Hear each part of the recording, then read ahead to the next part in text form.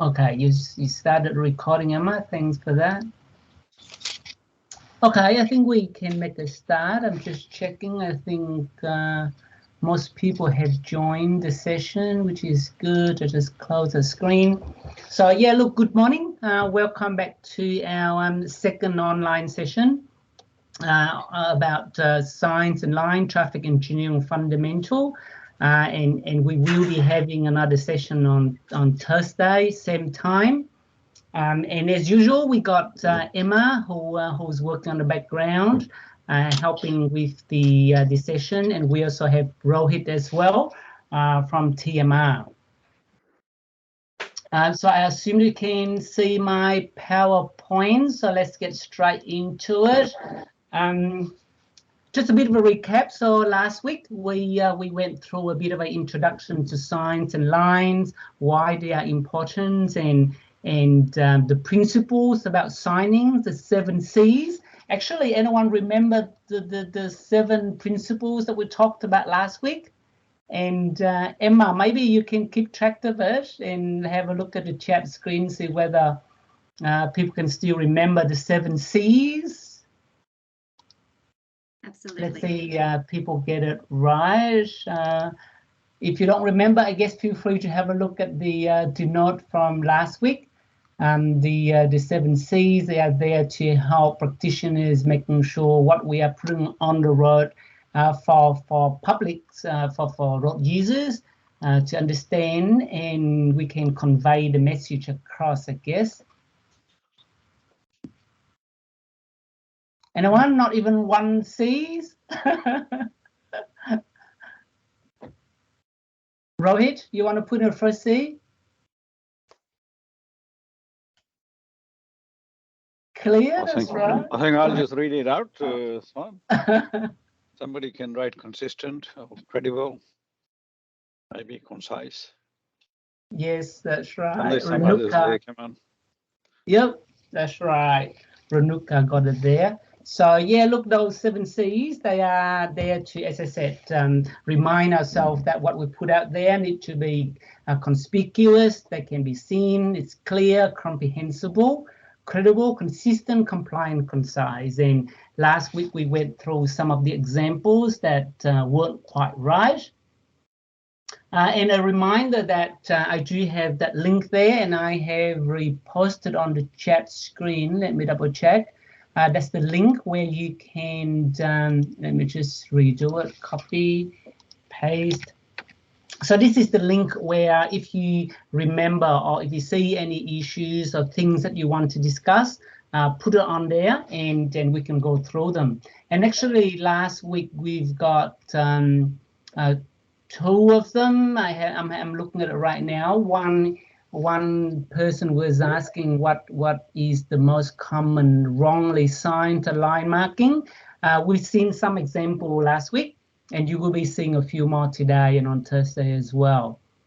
Another person was asking about floodways that have limited visibility on the approaches. Oh, sorry, from Paul from Bundaberg Regional Council.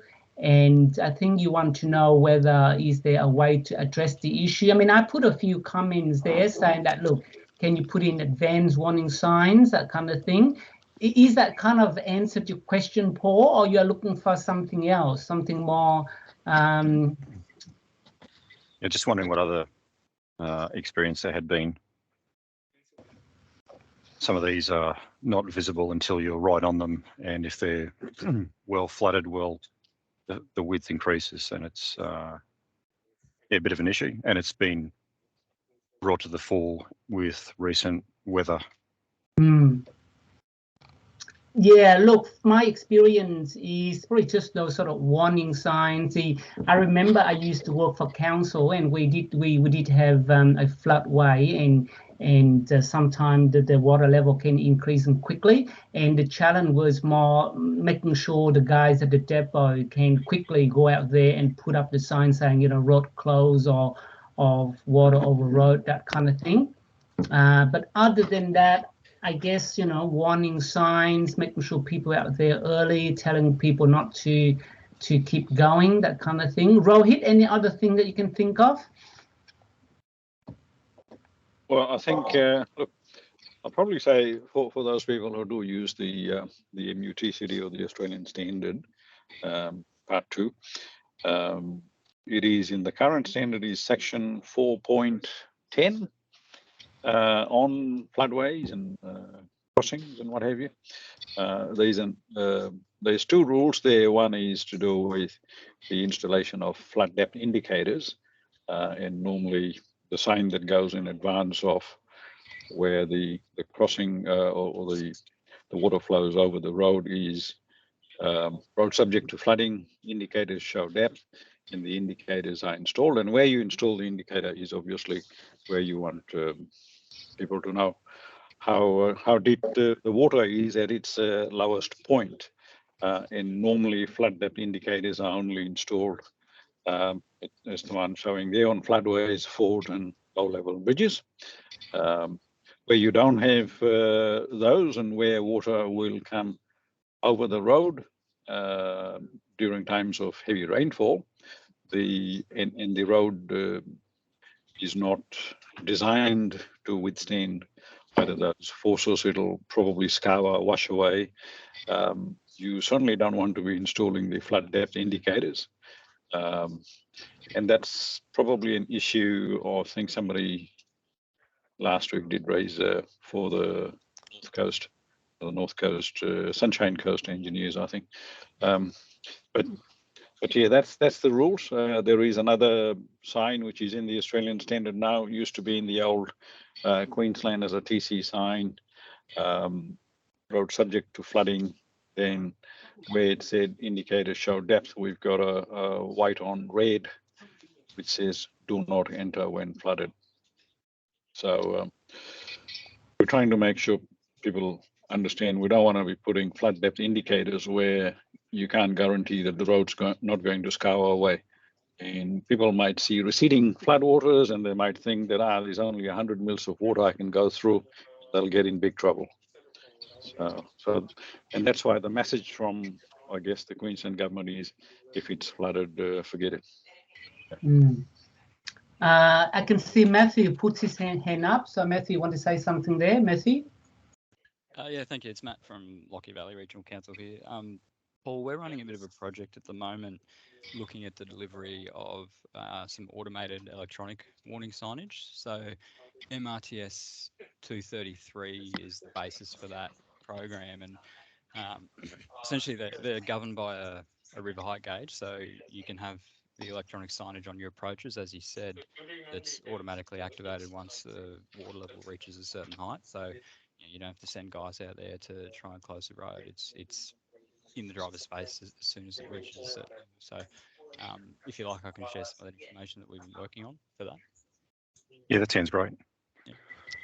That'd be good. I think QRA is running a bit of a funding program at the moment too, which might help through your regional roads group. So. Yeah, just to add to that one, with the electronic signs, if you go to our TC Signs website, like I showed last time, through to business and industry, technical documents, TC Signs, we've put signs in various categories. There is a category for electronic ones. If you just download that one, and I think we have one for flooding as well, you'll find a lot of electronic signs issued for floodways as well. How you activate, obviously, it can be automatically activated either through sensors or if somebody sees it, they can remotely sit down in remotely activate it. Yep, no, that's really good information. And I was thinking if we can, at some stage, go to Google Maps and if you can send us the link, put that link of that location on the chat screen, because next time when I'm up there, I probably want to have a look at it as well, see and take some photos. So has it been installed, or that's still kind of a project that will be done? Yeah, it's probably going to happen in the next financial year. Right. Okay. Yeah, let us know the location and that kind of thing, and we have a look at it. Because we've recently done a road safety audit on that location. Had a few issues there, so yeah, we're just looking at what other areas may have used, or if they've experienced similar.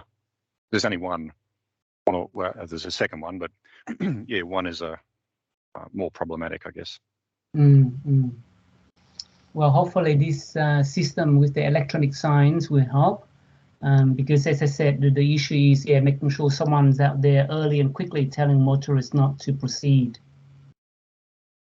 Yeah, it's in a rural area, and it can rain in the upper catchment and may not necessarily rain at the location, so the water can be over the road before anyone knows it. If it happens at night time, there's a visibility issue. It's not always obvious it's going to be over the road. Right, okay. All right, that's good. Now, thanks for sharing that.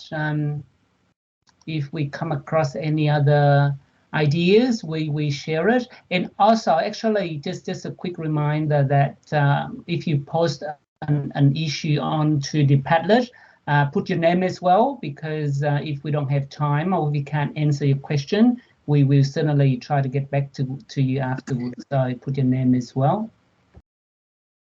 Okay, so yeah, as I said, if you have any other thing, just put onto that Padlet here with the link.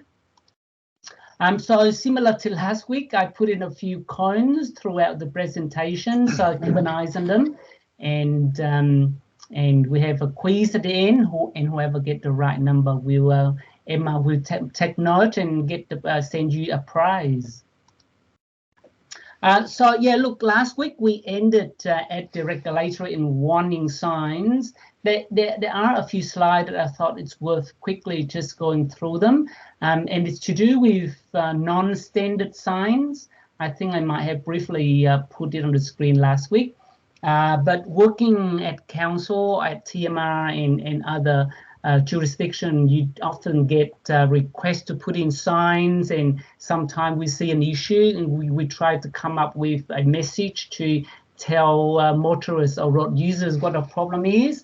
And on the screen there are a few examples, around the world. Some of them might look a bit funny, but it shows that people do go through some steps to come up with these symbols. And for myself, when I drive around, I also see different things.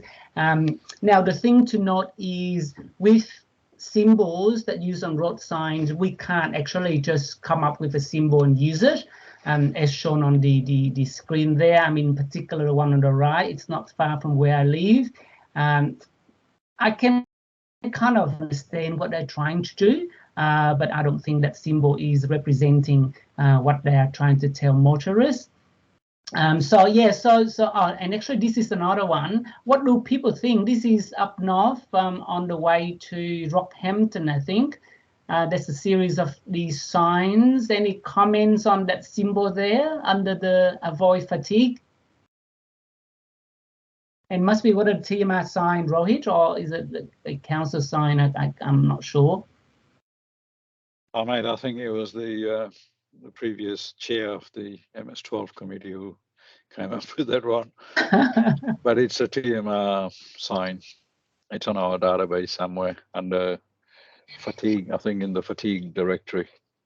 Yeah, look, for me, when I drove past it the other day, I just thought that the symbol looked like two crocodiles fighting each other from a distance. That's what I felt it looked like.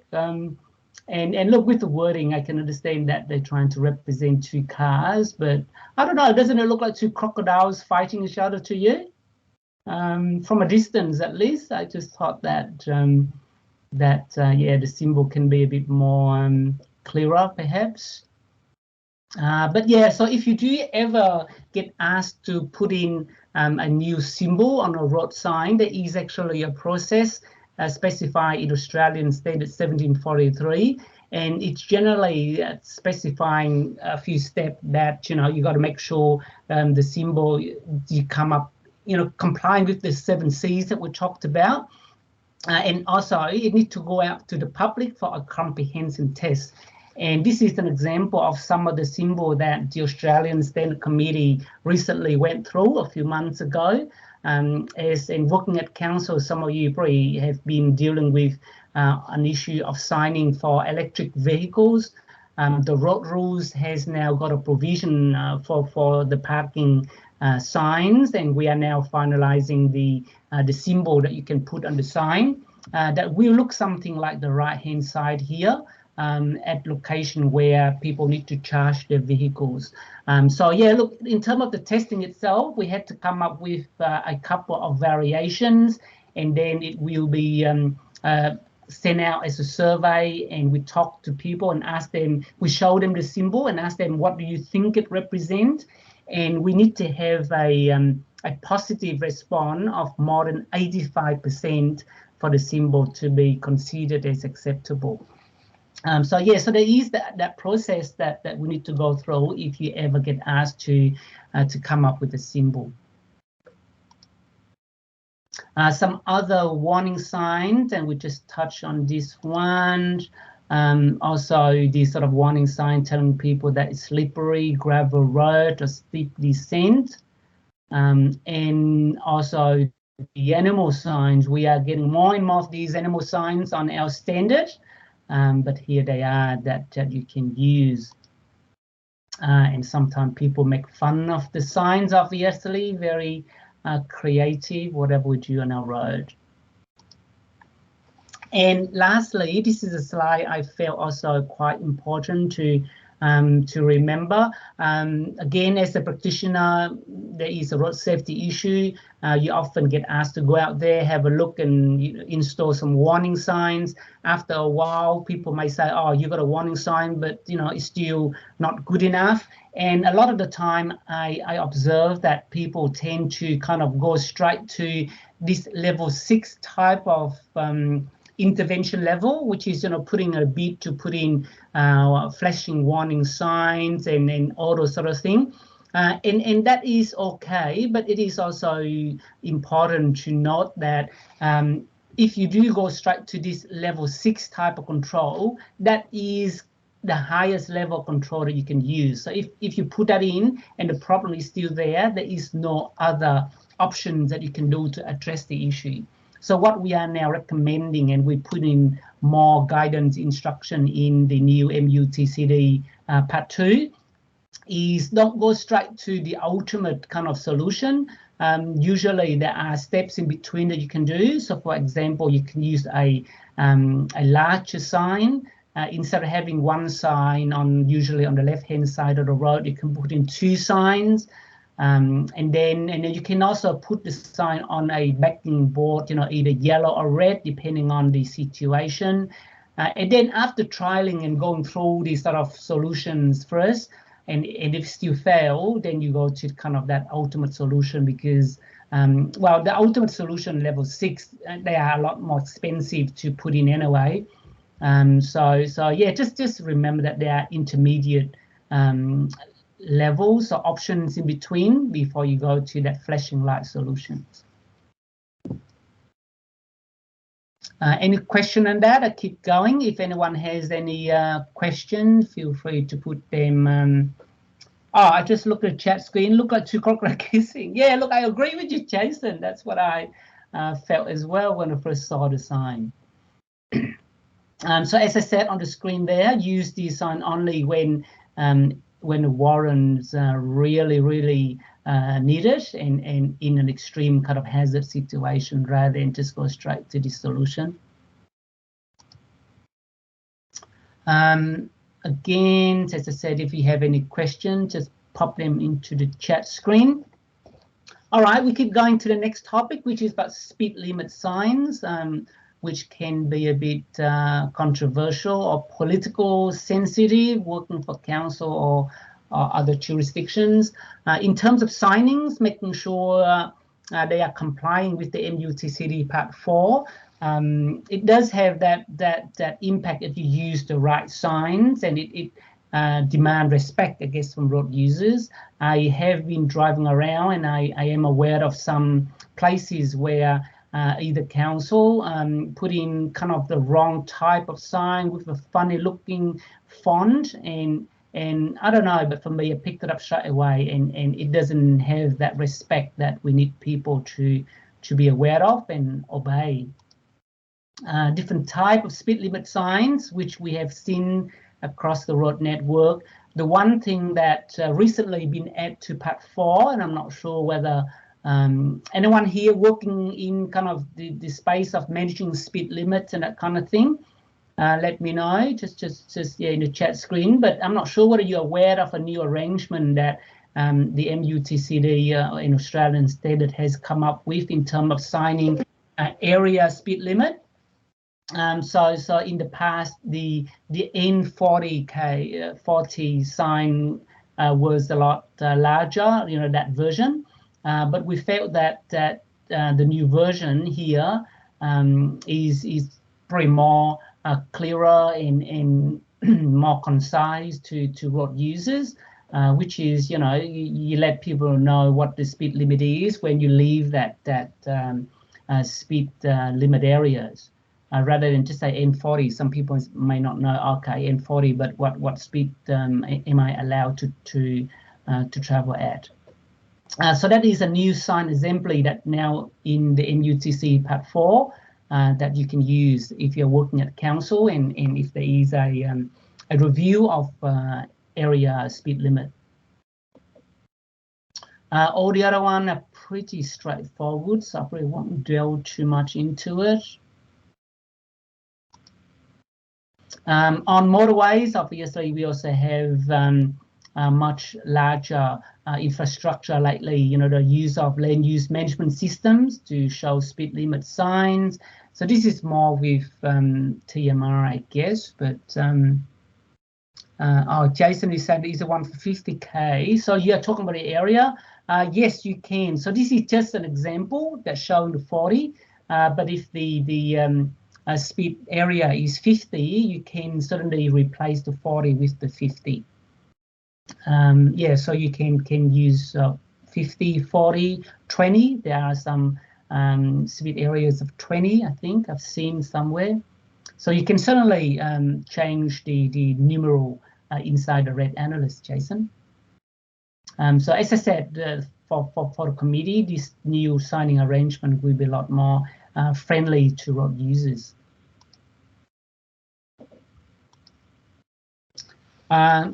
Make sure you use the correct speed limit signs for the correct situation. So this is an example somewhere in Tasmania. And then I'm probably pointing out the obvious. You got a road hump, and you got a road hump warning signs, and someone put in a regulatory 20 kilometers speed limit signs, whereas there should be a advisory speed limit signs as shown on the right hand side. Can anyone just quickly tell us what's the risk of having or using the regulatory signs at the speed hump instead of a advisory? So the picture on the left hand side, what is the issue that if someone put a sign out like that?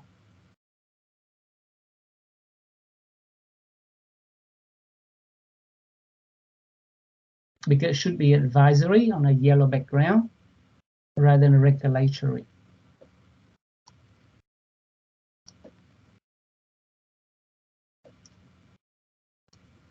Anyone? I assume that people are typing. I'm just waiting for a message on the chat screen.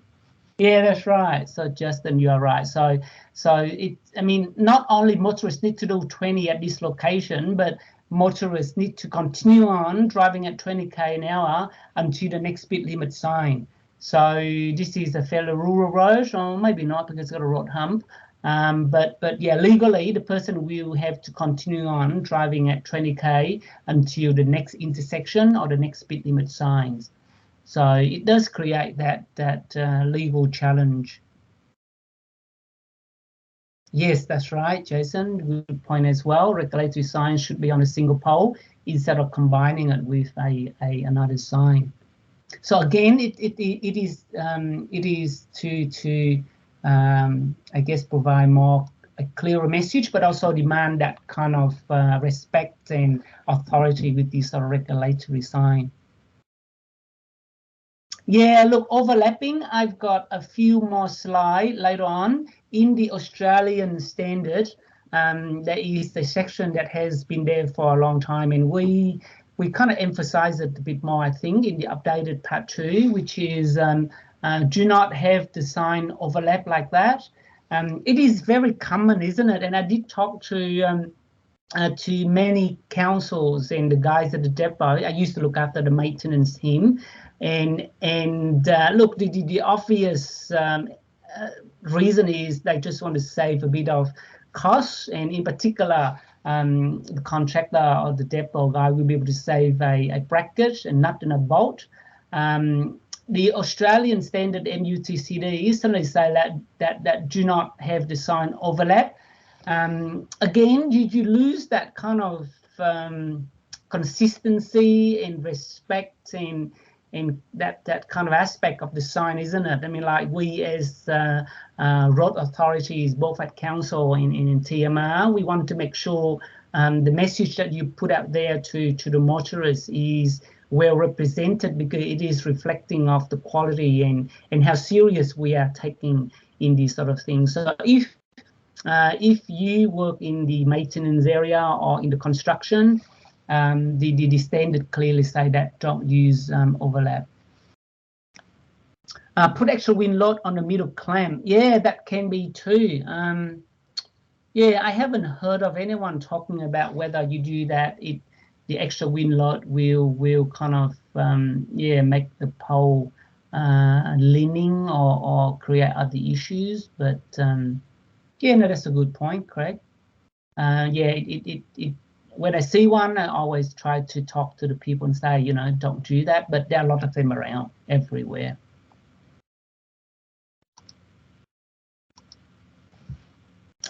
Some other examples, which I'm sure sometime you drive around, you kind of see them. This one here, I took it myself when I was in Hobart a few years ago. In particular, road work, they normally mix up this sort of thing. The one on the bottom right here, you know, they've got the 80 upside down, and that one there, I have no idea what it meant, because it doesn't look like it's a temporary road work arrangement. I didn't take this photo, someone sent it to me, and yeah, it was a bit of puzzle why the contractor or whoever put in these two signs.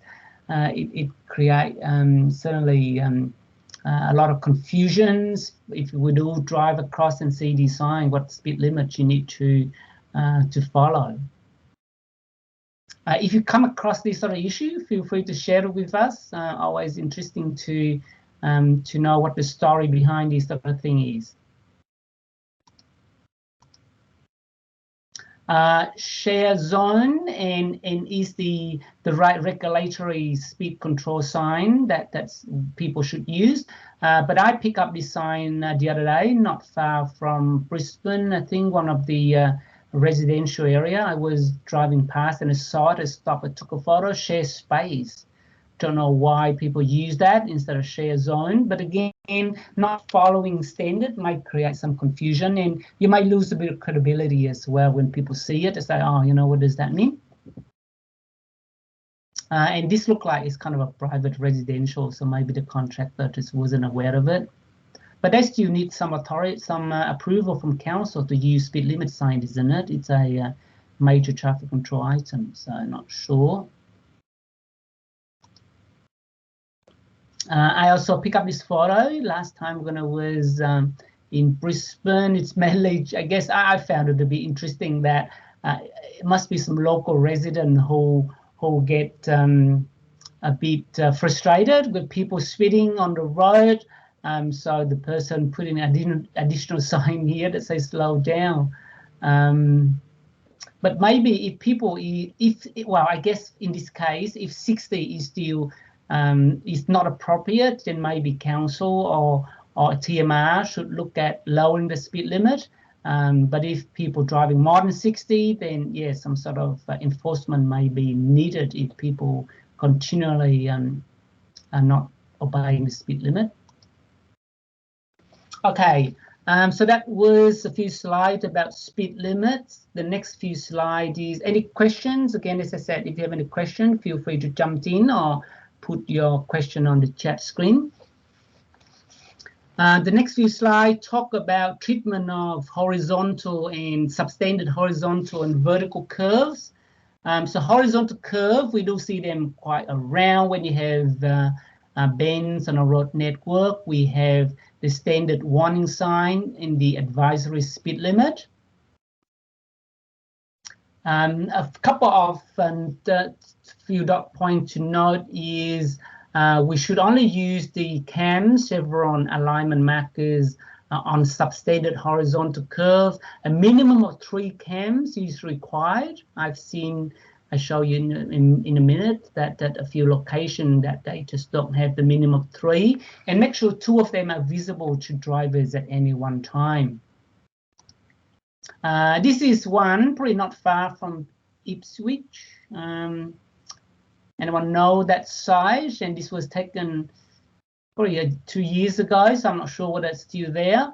But there is a power pole and there is a single cams there on this pole. So just after South Station Road. Anyone know this intersection? I'm sure you've probably driven past on the way to work or to from home.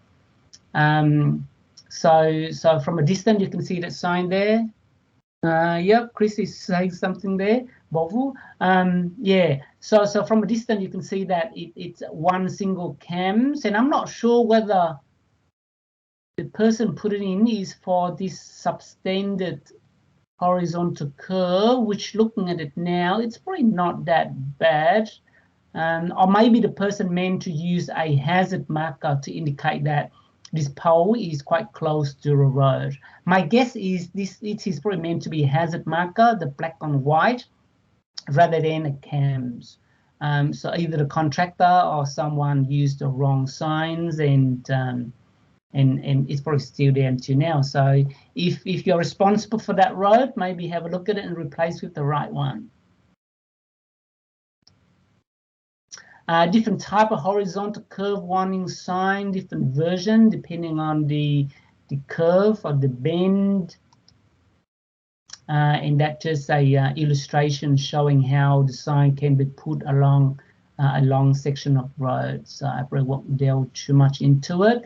The one thing that I probably would like to share it is to determine the advisory speed limit that you place under a curve warning sign. There is a process in the MUTCD Part 2, Appendix F.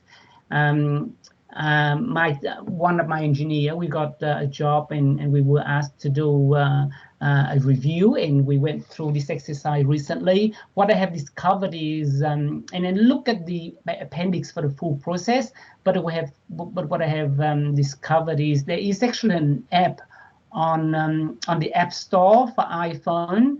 I've got an Android phone as well, but I couldn't find this app. But if you do have an Apple iPhone, go to the App Store and download this app called Ballbank, and it's free and it's really good because when I did the review, we actually have access to the manual Ballbank indicator, and we also have access to the digital one. But with the digital one, actually I found it so hard to use, so I gave up. But when I discovered that app on the iPhone, it was a really good tool, so I thought I'd just share that. Yeah, just download it on your iPhone, and you can place it onto your car holder. And the idea is you drive around the curve, and then you try to identify the comfortable speed that you can navigate that bend. And you do that several times, and then this Ballbank will identify the horizontal angle, and then you go back to put in the spreadsheet and you calculate it, and it will give you the advisory speed limit that you can use on a warning sign.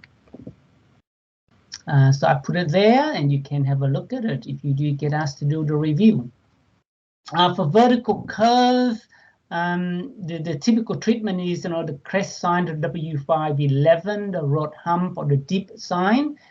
So fairly straightforward there, and you can have a look at Part 2 of the MUTCD, Clause 4.5 for more information. And I think the next screen got a couple of good examples that that I saw. And actually, this one here, it's probably a bit small to see, but this is the curve, the road, I think, bent to the curve to the left, and we can see a minimum of 2 cams that we talked about earlier. So that's actually good. So from a driver point of view, you see a minimum of 2, and then as you keep going, you see a couple more. This one here also got some road hump sign on local road. It's a fairly steep road, isn't it? This was somewhere in, I can't remember the location now. Could be Rockhampton, I think. And this is the hazard marker, which sometimes people get confused with at the other location. So it is used to indicate a hazard along the road that driver need to be aware or avoid. So yeah, the example that I showed earlier, I don't think it meant to be a CAMS, a chevron alignment marker. It should be one of these hazard marker. And we got a wider version as well that can be used at roundabouts, central islands, or at curb out stand if it is a big curb out stand. This is an example showing the single hazard marker that's used at a curb out stand. And this is an example of what not to do. This is up in Darwin, from memory. I was driving around and I said, oh, something a bit unusual here. So I turn around. So you probably can see that the hazard marker over here is correct. But hopefully you can pick it up that the other 3, they are clearly meant to be the chevron alignment markers, the CAMs, instead of the hazard marker. So again, there must be a story behind this. The contractor probably just, have 4 or 5 of these same signs, and yeah, he or she probably just put them out there without realizing that there is a difference between the hazard marker, which is the white on black, as compared with the CAMs, which should be white on, black on yellow. Any thoughts on these sort of things that we see in the road network?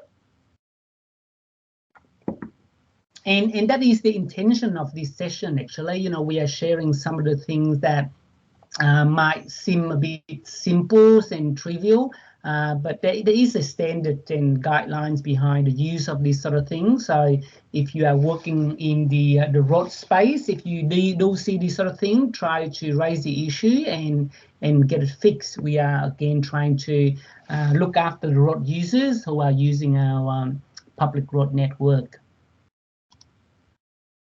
Obstruction markers is another type of hazard marker that we use on low clearance bridges. When the road is narrow, there is the vertical version as well as the horizontal version.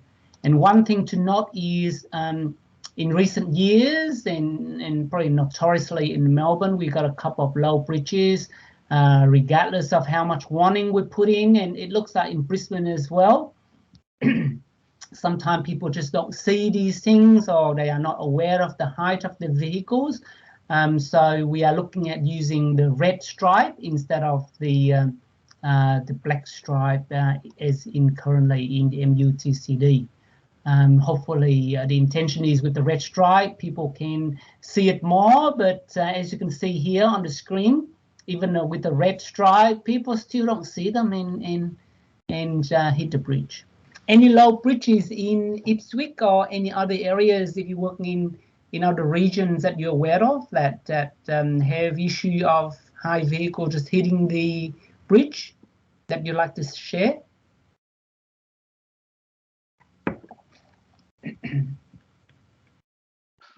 Because certainly, as I said, on the left one. Yeah. The picture on the left, that's in Ipswich, looks like. Is it? In Woodner. Right. Yeah, I don't know the location, so it is Ipswich somewhere, is it? I think it's probably worth noting that the white on red was not in the standards before. It's not in the current standards, but the new standard that is published. The new standard does have the white on red, and that's now numbered what, D4-5-2, isn't it? So it's based on an assessment of risk. Yeah, this is now numbered as D4-5-1. Yep. The white on black, and the white on red is the 4-5-2. I think the only guidance is that that one is to be used where there is a high risk of vehicles hitting the structure. Now, this is only signing, but I think there's probably some road design guidelines that'll tell you how you can install those sacrificial type structures in advance of the main structure over there. So that one in the middle there with you know, overheight vehicle warning with the flaps don't always work, but you know, it's probably something that should be considered rather than just going from a black on white sign to a white on, you know, red sign. Yes, that's right. You are right. There is that height detection system that detect overheight vehicles, and you've got flashing lights, all those sort of things to tell the drivers, and hopefully, you know, the person picked up and slow down and stop rather than proceeding through the bridge. So yeah, so it is kind of an ongoing issue for those who need to manage these sort of structures. Create a lot of issue once the bridge is hit, it gets congestions, and it's a safety issue as well, isn't it? So any questions on this before we move on to the next topic? I just look at the chat screen. So Chris saying that the bandama gets struck frequently, is it? So where's that, Chris? Have you got a link to it? Let me just quickly Google it. Is it a low bridge? Yeah, it's a low bridge. It's at 3.5 meters height for clearance, and then yeah, they've put up the red and white signs, but they've been obviously hit since they put them up. There you go. Yeah, as a road authorities, what else can you do? You know, like sometimes you're kind of scratching your head, but what about flashing lights? Yes, that is an option that we can put flashing lights in advance of the bridge. I'm trying to see what I can find a picture, but yeah, look, certainly I've seen bridges with the height detection system and then the flashing lights as well. And yeah, look, sometimes it works, but it still amazed me when I read the articles that, you know, another truck hit a low bridge, that kind of thing.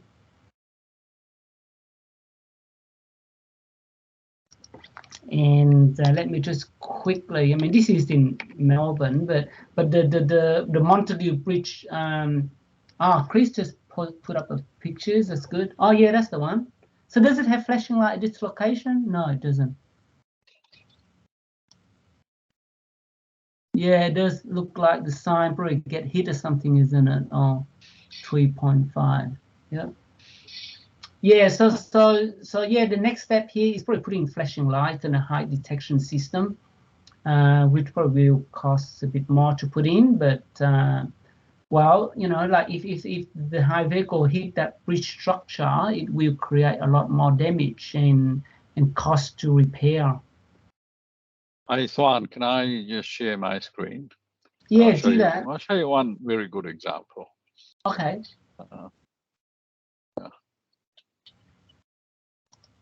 Should come up.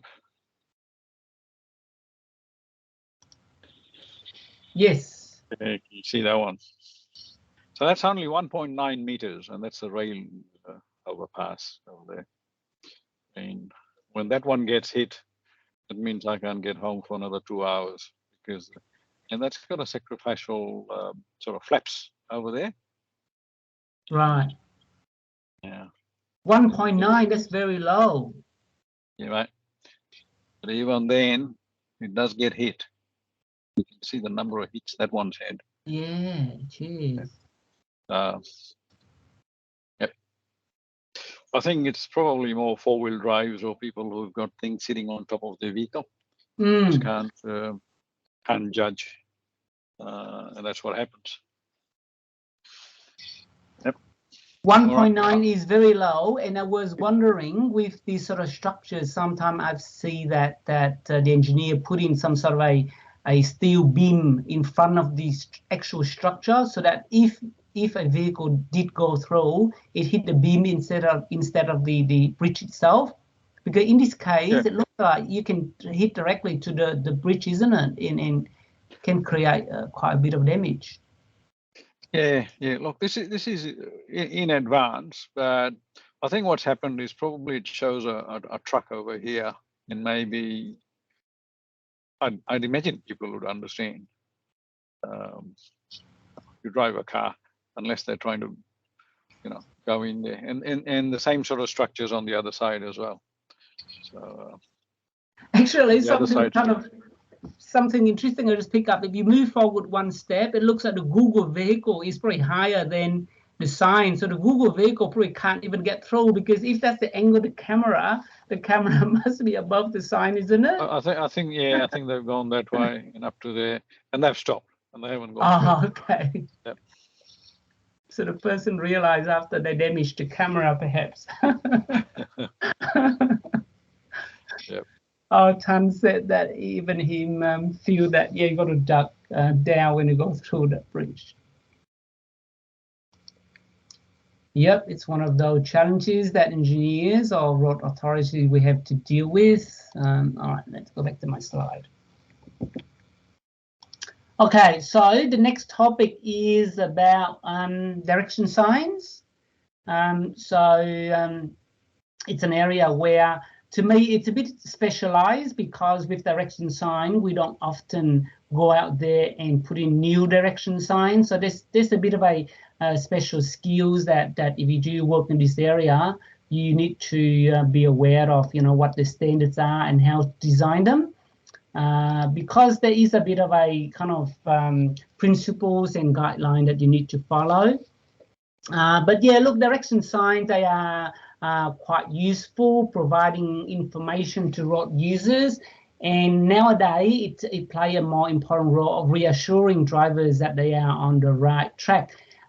Because I remember not long ago, there was a bit of a debate around with GPS and all that. Do we really need these direction signs? But for those of us who do use GPS, they do have some negative in terms of, like, when you are in the city, for example, with a lot of buildings, they are not going to be accurate. So we do still need direction sign to provide that additional information, and just in case we don't have reception and people know where to go. So for a lot of us, and for me in particular, I think the GPS can't replace direction signs. So there are some key principles for good design. Correct information is displayed at the correct location, correct color and panel design. So direction signs are green in color. Correct sign shading material, element to be visually well proportioned. The less information, the better, actually, because some of the example, even the very first one, when I saw this sign, I thought that it's probably a bit too much information as well. Actually, I do have a separate picture of that. So more information doesn't mean that it's better in terms of direction signs. We know that as drivers, we only have like 1 to 2 seconds to actually take the eyes off the road, glance at the sign, and try to comprehend the information. So do not try to put too much information on it. Juan, can you just go back two slides, just to the first one? That one? Yeah, no. That one? Yeah, that one. So some key principles in there. Can people pick up some of the key principles of signing in there?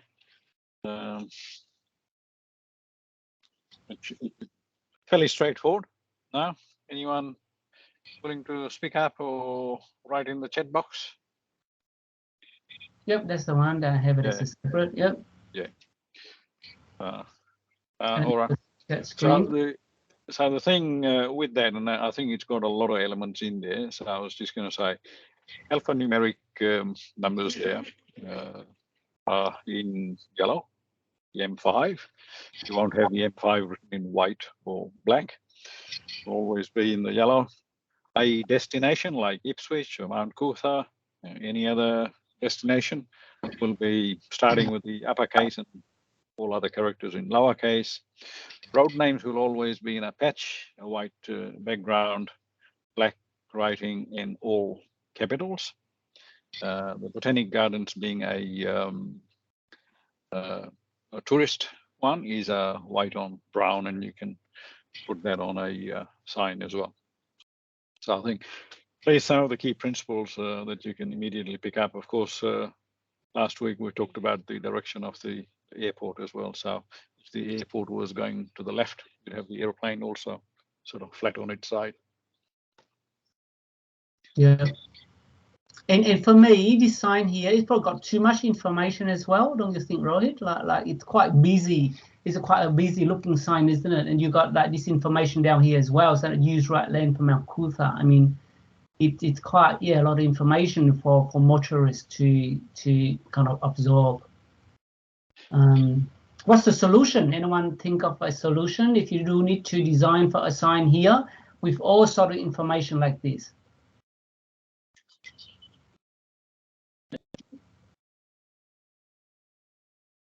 What can we do better? Could you possibly break it up into, say, 2 or 3 signs? Absolutely, Matt, I agree with you. Absolutely. I think certainly like information like the use right lane from Mount Coot-tha, it can be either put a bit further back as a separate message or maybe later on after the roundabout. And that information there, like to the botanical gardens, that kind of thing, like surely you can put that after the roundabout, isn't it? You don't have to put it here in advance of the roundabout. So absolutely, break it up to smaller chunks of information so that motorists can easily absorb that information. So yeah, I would do that too, because this is too much information. I think you've got issues there with the real estate one. I mean, the Mount Coot-tha turnoff on the other side of the Tuong roundabout, you probably don't have that much space there. You can see there's a side road there. There's a car coming from the side road, and you wanna get people in the right lane. I mean, you're not going to put an overhead lane designation sign over here in that sort of situation. If you could, you probably would put a overhead lane designation sign to put people in the correct lanes. This is probably one of those best case scenarios that you can do. Yep, no, that's right. Have I covered that? Yep, no, I covered that. Yeah, that grammatic sign is really good. If you can use them, then certainly provide a clearer picture of where people should go. This is an example showing, I guess, the airplane symbol that Rohit has a bit of a interest on, making sure it's pointing at the right direction. Any comments or anything that people picked up from the 3 images here? I think, Thuan, the only reason I'm picking up on the aircraft is because you have a question coming up on that. Isn't the third diagram the aeroplane pointing the wrong direction? Yes, Renuka, that's really good picked up. So the first one, the airplane pointing at the right direction. The second one is good, but the third one, and also looking at the third one, I don't know, it doesn't look right. I mean, like this leg here, it's not going to the center of the circle for some reason. And yeah, certainly that aircraft symbol needs to be pointing to the top right kind of corner. But even whoever designed this, I don't know what. Yeah, even if the road is not directly connecting the roundabout here, but it doesn't look right, does it? It should be pointing to the center of the roundabout. It just doesn't look right. that in Victoria? That one there? No. That was Townsville, somewhere there? yeah, probably Townsville actually. Yeah, no, this is not Victoria. Yeah, probably Townsville. Yeah, so I don't know who designed that one. It doesn't look right. Comparing that with that roundabout, all the legs should be pointing to the center.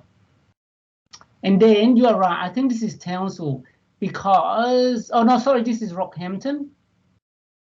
But what about this one, Rohit? This is actually for you. If you have a leg that kind of going down, and that's the way to go to the airport, which way the airplane should be pointing? You reckon should we turn around pointing to the bottom left?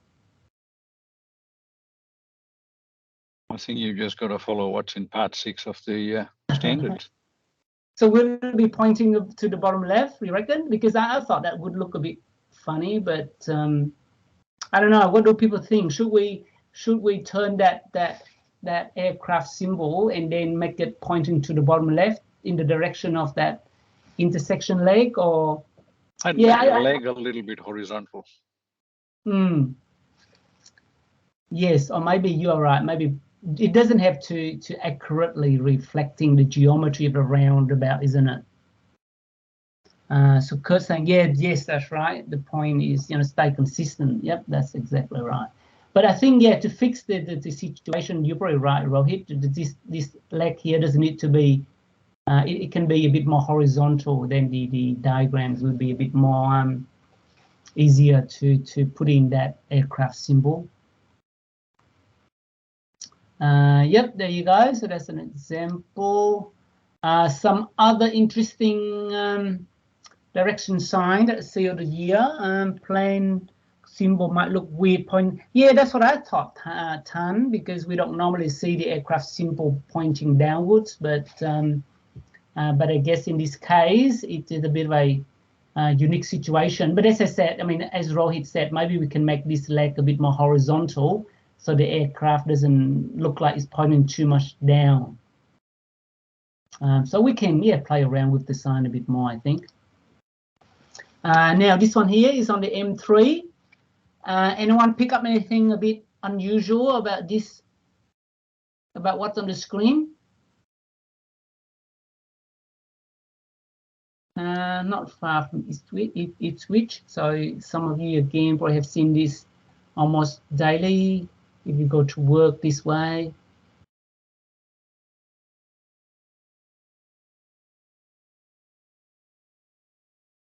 Yeah, the sign is on the land. I'm not sure what it is because of me, or it's actually the sign is tilted. I'm not sure actually. But yeah, Matt and Tan probably on the right track there. Yeah, this panel here. So Rohit, I think we did talk about this. Was there a story behind this, that this panel was added on? It looks like it just added on, randomly, isn't it? I think there was yeah, 2 lanes are supposed to go straight. Obviously, the designers have just, instead of fixing up the whole sign, have just put in that extra one there. And it may have happened when they were putting in the yellow on the blue signs for the motorway, the tollways there. The other thing to note there on that bottom patch where is the right turn arrow with the word only is that sometimes when the tunnel is probably closed, that they'll display another sign when the 2 lights will also flash to let people know the tunnel's closed. Yeah. Let's ask a question here. So you've got what, 6 speed signs there? No, sorry, 5. All right. Yep. To me, that seems a bit overkill. Just wondering what everyone else's thoughts on it. Like you've got, yeah, I don't know. I mean, I understand there's a number of lanes and all the rest of it, but often when I'm driving down the road, you can have a sign farm scenario where you just get overwhelmed and you actually lose the intent of what you're trying to sign, and because people are so distracted. But actually you actually create a road safety issue by people trying to digest and absorb like all this information. I just wondering what everyone else thinks. Yeah, anyone want to respond to Matt's comment there? I mean, for me, I remember when the first managed motorway system was installed in Melbourne, and I kind of felt the same thing, Matt. I remember driving in and I see, you know, the gantry with all the electronic speed limit signs, and it can be overwhelmed.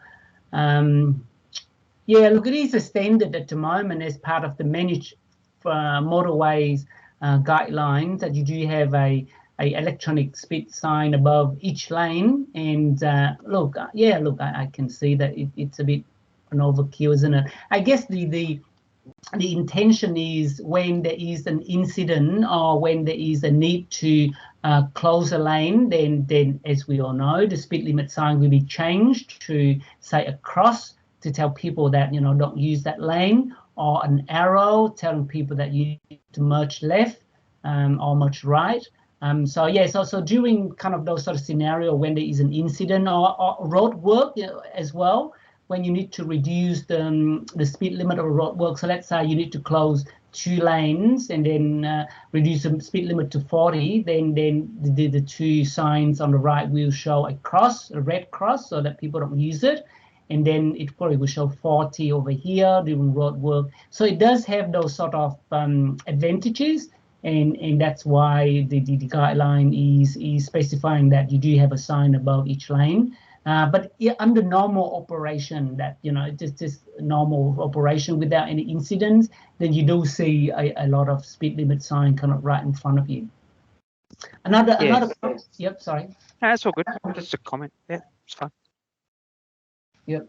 Another thing I was going to say quickly is this sign here that says 70 when signs are blank. In this case, I think that sign probably can be placed elsewhere, maybe after that gantry or before, so that it doesn't look too busy over here. And just quickly back to this panel here, one possibility is maybe designer miscounted the number of lanes. You know, he thought there's only 3 lanes, so he came up with that design, and only later on say, oh no, there's another lane, and they put on that patch. And as some of you have put onto the chat screen, it does create a confusion. You know, where does it go? It just doesn't look right. This is just a quick diagram showing how we position our direction signs. So the information is specified in part 14. So I probably won't dwell too much on it. Any other questions on this topic before we move on to the next one, which is about cyclists and pedestrians? No? All right, let's keep going. Bicycle and pedestrian facilities. So for those working at council, I guess you have to deal with this sort of issue often. So look, just to note that information regarding bicycle and pedestrian facilities are in the MUTCD Part 9 and Part 10, which is similar to the Australian standards. And we have bicycle facility on arterial road, local road. We got off-road facilities, motorways, sign, pavement marking. There is also a technical note 128 talking about selection design of cycle track. And then part 10 is about pedestrian control. Just a quick slide, a few slides, just showing the standards when council will need to put in such a facility.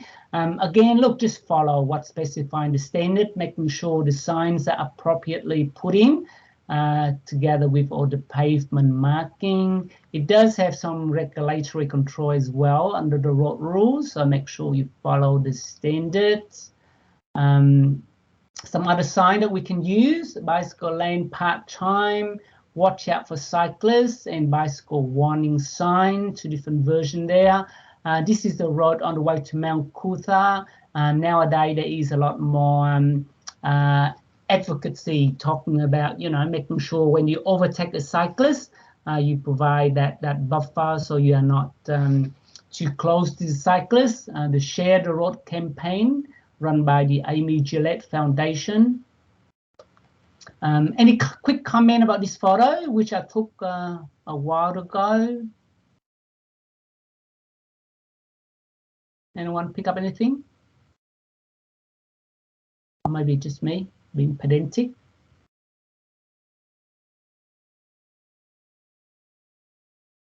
No? I thought the 50K. Yeah. You can't have a regulatory sign with a warning sign. Yep. Yes, yes. And then Paul was saying no line marking. Okay.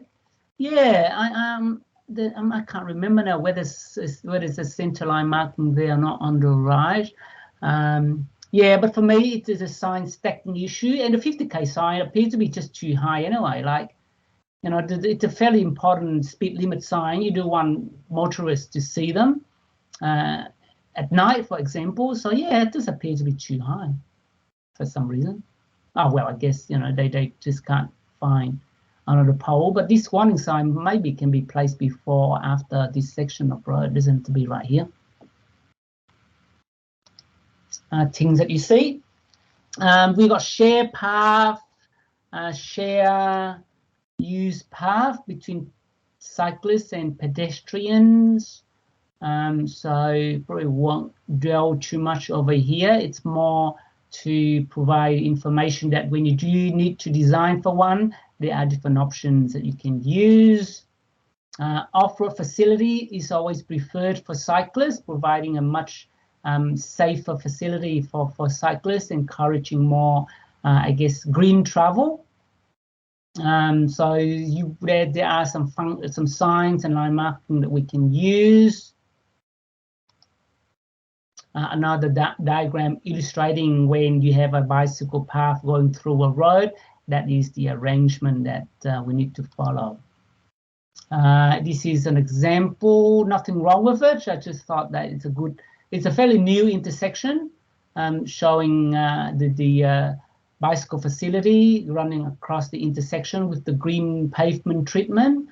The only thing that I probably pick up is, yeah, not sure why the green doesn't go all the way to that white line there. Maybe they run out of paint, I'm not sure.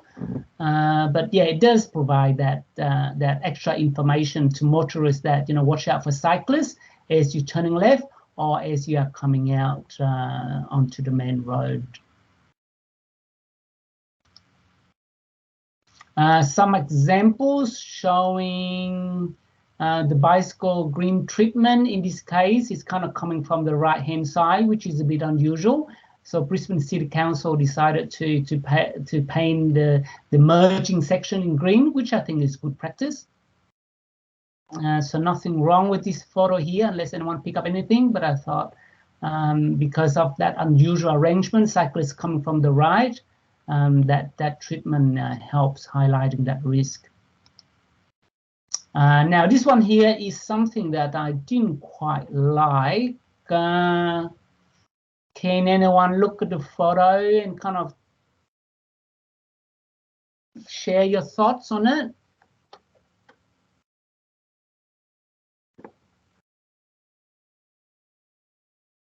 Somewhere in Brisbane, I can't remember. Next time I should make a note of where I took the photo. The bike symbol, you mean the pavement or the one on the sign? And what do you think is not quite right with it, Justin? And the bike path signs. Yeah, something along that line. To me, I thought that the pavement should say it ends. Yeah, that's right. So you can have you probably have an end pavement as well. But also for me, I just feel that it's kind of a poor design that you know, as a cyclist, you just ride along the road and it just ends here. Possible hazard, yeah, those sort of thing. I mean, like you just kind of leave the cyclist there, kind of, you know, hang him dry kind of thing. Like, and then to me, the road pavement is wide enough to probably continue on providing that bicycle lane around the bend. So Huang said it may be BAZ symbol to continue.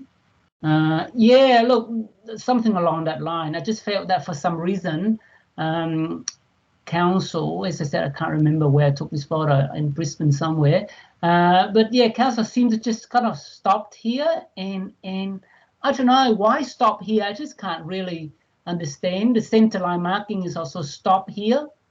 I don't know, you know, the contractor running out of paint or something. So yeah, sometimes I see these things. I took some photo, but it doesn't quite. I don't quite understand. As I said, you know, the centre line marking could have continued on. The bicycle lane could have continued on as well. Or maybe this is one thing that I encountered in the past. It's to do with contract management. Sometimes the contract is saying that, look, this is the scope of work. This is your extent of work, where it starts and where it ends. And then in this case, maybe there was a bit of a upgrade or work being done by somebody, and the end of the work is here. So the contractor just stop. Which from the road user point of view, it's not quite good, isn't it? Like, you know, you just stop there for some reason. Why can't it continue on? I'm pretty sure this road continue on around the bend, and the geometry, the layout is the same. There's plenty of room to just keep going. Now, just a quick note that if you have a bicycle lane adjacent to parked cars, there is an issue with dooring. Some of you have heard of that, and I've got a very good illustration of it. Oh, there you go. I play it again. So that is a bicycle lane and parked cars, and the person there actually is my boss. He was doing a bicycle audit, and we have another engineer in front with the camera on the helmet recording, and yeah, look at that. He was almost oh, there you go. And you can see that the driver, the person seemed to just kind of, oh, okay, keep going, whereas it could have been quite a big risk. So to address the dooring issue, this is some ideas that if you do work in this area, you can consider. So this is kind of we call it a Copenhagen type of treatment, putting the bicycle lane on the left-hand side of park lane instead of on the other side. And we normally provide a bit of a buffer between parked vehicles and the bicycle lane, so to minimize the risk of dooring. I'm not sure whether there's anything like this in Brisbane or Ipswich or anywhere else, but this is one of the treatments that certainly we are encouraging council and TMR to use, providing that separation, reducing the risk of dooring. This is another option. If the Copenhagen treatment is not feasible, then maybe putting in some sort of buffer zone between parked vehicles and the bicycle lane. So does Ipswich or any other area have these sort of on-road bicycle facilities, and are there any consideration for this sort of treatment to address the dooring issue? I can't remember seeing one recently. Next time when I'm up there, I have a look. But anyone aware of anything similar to this up north in Brisbane or Ipswich or Cairns or somewhere? If you do know of a location, maybe put the link of the location on the chat screen so that we can have a look. But yeah, there are some treatments there to help cyclists. During COVID, a lot of council and state jurisdiction also look at encouraging green travel. You know, people avoiding using public transport. So a lot of these temporary treatment also being put up, utilizing an existing traffic lane and convert that into a bicycle lane. And you can see there some cyclists actually using it. So again, to promote and also making the bicycle facility safer for the cyclists. Now, I took this photo. I thought it was a clever idea. It's not far from where I live, but there is a guard rail being installed here, and adjacent to it is, you can see there, the bicycle lane. And there was a risk, or there is a risk of the back of the guard rail being exposed to cyclists. You know, if you ride too close to the back of the barrier, you may get tangled and get caught to the back of the pole.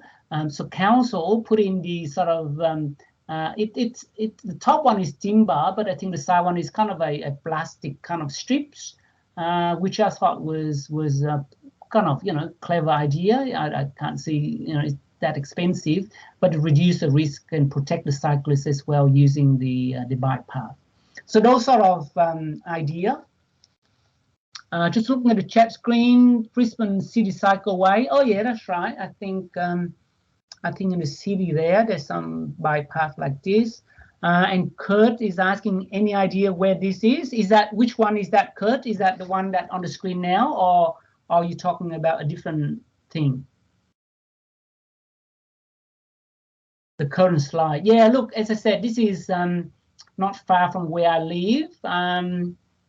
I can send you, let me make a note. I can send you the Google Map link and so that you can have a look.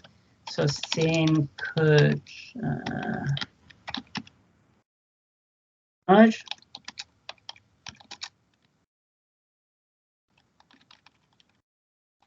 Yeah, so as I said, if you do have a similar sort of situation, I thought this is a clever quick fix and really friendly for cyclists. So I will get the information and send it to you, Kurt. Pedestrian, so keep going with pedestrian. So zebra crossing, so we are all aware of it. So I probably won't delve too much on it. Interestingly, at one of the locations, you got a zebra crossing, but I noticed this this little sign as well, providing tips for cyclists. Wait for traffic to stop, watch out for vehicle, and to me, and look at that, they've got a diagram as well. I don't know what the situation is, because legally, as a motorist, you have to stop and give way to pedestrians. But maybe there was an incident where a pedestrian probably, they run over, the motorist didn't stop perhaps. That prompted council to put in this extra sign, basically telling you that even though it is a zebra crossing, and legally you have right of way, but there is still that risk of you get run over. So, which is a bit of a worry thing for me. If it is an issue, then perhaps maybe we should put in a few speed hump or raise the crossing or do some other engineering solution rather than putting in a sign saying that, look, it is zebra crossing, but cross with care. So I find out the location for you, Renuka, because this is in Brisbane when I was driving around. So I make another note and I send you location, because I was walking around taking some photo of the railway level crossing, and then I came across this sign and said, oh, okay, it's a zebra crossing, but it's kind of saying that cross at your own risk kind of thing. It is a zebra crossing. I should feel safe crossing it, but the sign saying that, oh, be careful. So I make a note. I tell you where it is. I look at the note. I will also assign you the location and see what the story is. As I said, sometimes there's a story behind this sort of thing that we just don't know. Zebra crossing, just a couple of slides showing the layout of this sort of crossing, which I won't delve too much in it. It's in MUTCD Part 10. School crossing, so council has a lot of these around. Some sign that we can use for pedestrian crossing. Now, just a quick straw poll.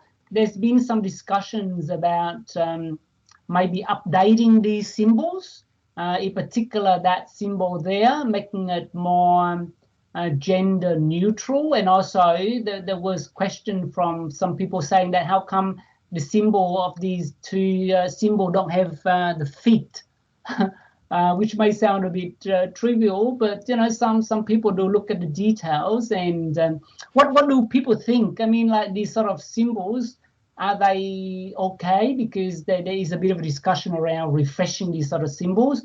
And the children one, for example, I think there was a different version that I've seen showing 3 children instead of 2. And that one there, as I said, some people question whether you need to add on the fit to make it more realistic, or a different version of it. And that symbol there also have no fit, no hand.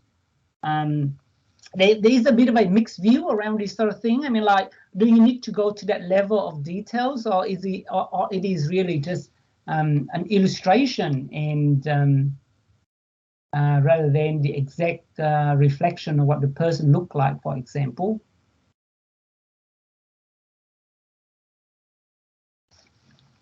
So Jason is saying that my understanding of a zebra crossing is to provide safe crossing pedestrian. However, pedestrian is required to remember that crossing road is going safe. Yeah, look, Jason, I think you're talking about that, the previous slide, talking about that sign. And you are right. I mean, when I crossed at a zebra crossing, I always kind of try to establish that eye contact with the driver, making sure that, you know, the driver will stop and give way to me. But you don't normally need to have a sign at a zebra crossing. So the question for me is still why at this particular location that sign need to be put there. So as I said, there must be some sort of a, see, from memory, there is a T intersection on the right hand side, and on the left, it just keep on going. So I didn't see anything unusual about this site, but yeah, not sure.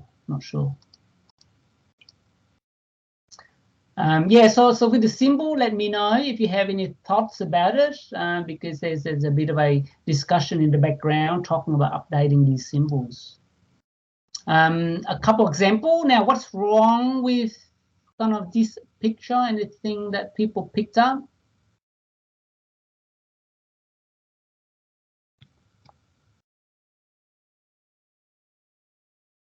Yellow and orange. Yes, that's right. So as Kurt has mentioned, all pedestrian-related signs should be using the sign shading material called fluor orange green, and the sign on the left-hand side is the correct one. The one on the right-hand side is using the normal warning yellow sign.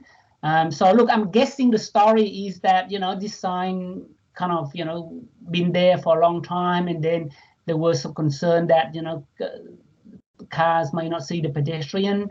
So council then said, all right, let's put another one, which is good. You know, they're following the escalation process, duplicate the sign. And in this case, they use the correct sign. But for me, and that's why there's a mismatch. But for me, if possible, the contractor probably should replace that sign as well, so they both show the same thing. Again, it's just, you know, one of those C, making it more credible and for road users. This is the same site as the one that I took the photo with the sign that says 60 and then the slow down underneath. So I just thought I'd share this because that person, yeah, also putting the sort of slow down sign at other signs as well. So a frustrating resident there from what I can observe.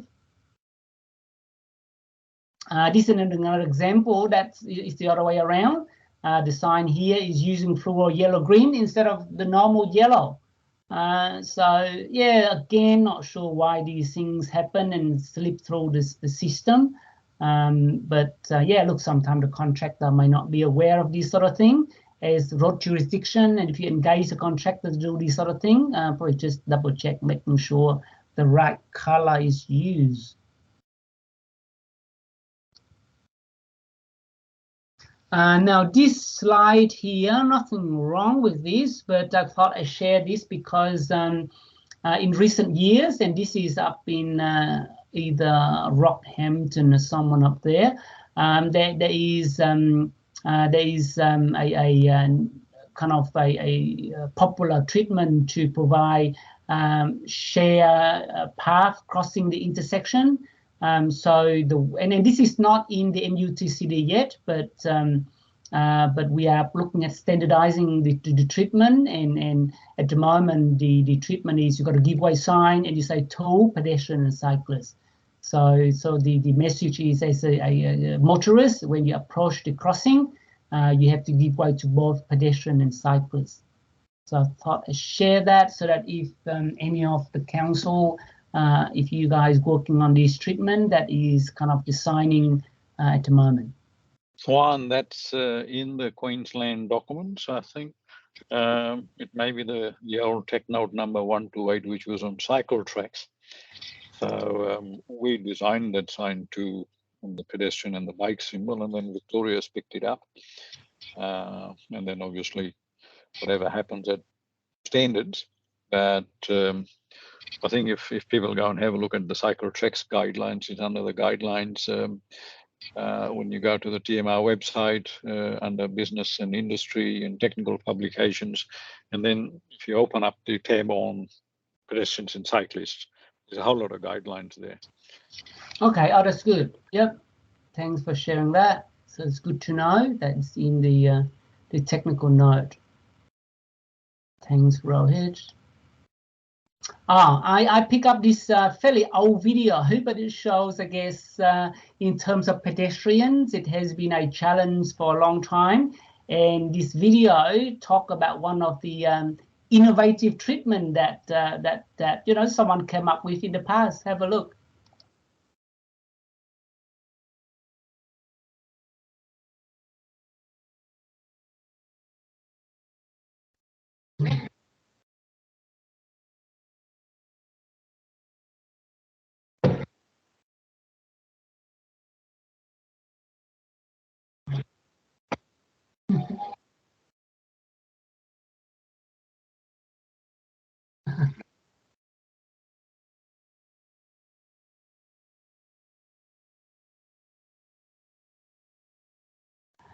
There you go. Any thoughts on that?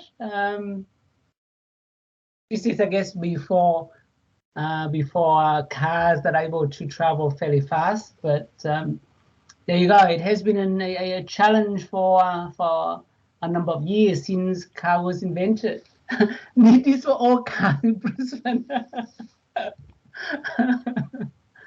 Maybe we should resurrect these sort of ideas, isn't it? And for CBD areas, maybe, yeah, put it on and see what happens. Well, I picked this up on TikTok the other day. Have a look.